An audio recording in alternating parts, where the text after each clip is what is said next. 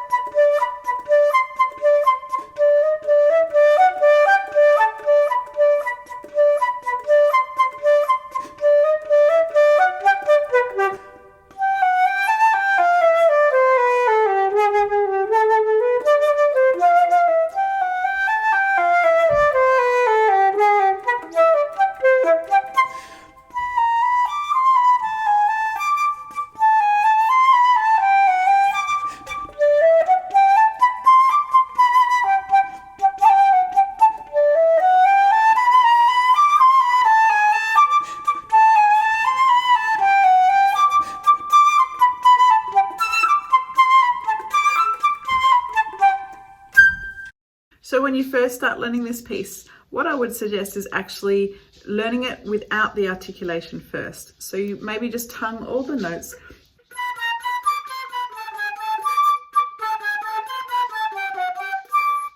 You also want to take note of the fact that it's in G major, so maybe you want to practice your G major scales, either 1 octave or 2 octaves. I would practice it all slurred, all tongued, and maybe 2 slurred, 2 tongued, just to get the tongue working. So once you've learnt all the notes by tonguing it all, then slowly start to add in the articulation. So once you add the articulation, you might be a little bit tempted to rush it and have the notes not as even as they were when you were tonguing it. So make sure you still are practicing with a metronome, so you're not racing ahead of the beat. The first 3 notes, you might want to determine that you're going to use the either the F key for the A sharp or the lever key for the A sharp, rather than sliding your thumb from B natural to A sharp there. That'll just make the beginning more stable. And wherever else there are A sharps, I would use that, whichever finger you've chosen, consistently. In bar 27, where we've got, just be mindful of what your index finger is doing here. What I find a lot of students do is for the E flats, they put the index finger on, or for the E natural, they leave the index finger off. So just practice that really slowly.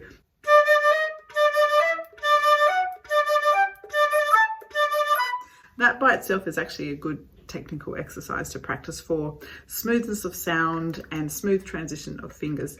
And the other thing here is because the articulation pattern changes into groups of 2s, it can be tempting to rush this, right? But we want to keep that 1, 2, 3, 1, 2, 3, 1, 2, 3 feeling. So I would accent the first beat of the bar and the second beat of the bar if you're counting in dotted crotchets. So da da da da da da da da da da da. So it'll sound like this.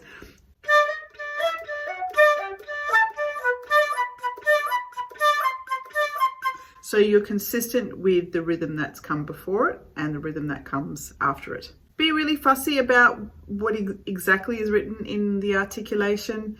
Where there's 2 slurred, 1 tongued, make sure you're doing that. And bar 7, just be extra careful about that articulation because it's tempting to just want to make up your own there. So while you're sorting out the articulation in bar 7, maybe take out the grace note and then add in the grace note. Maybe practice from the grace note,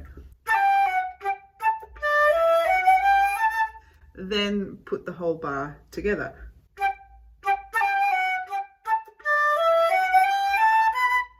So just be mindful of what you're doing there, because it's tempting to make up your own articulation. And then lastly, adding in your dynamics, exaggerating your dynamics, noticing that it starts at mezzo piano and the Italian marking is con grazia.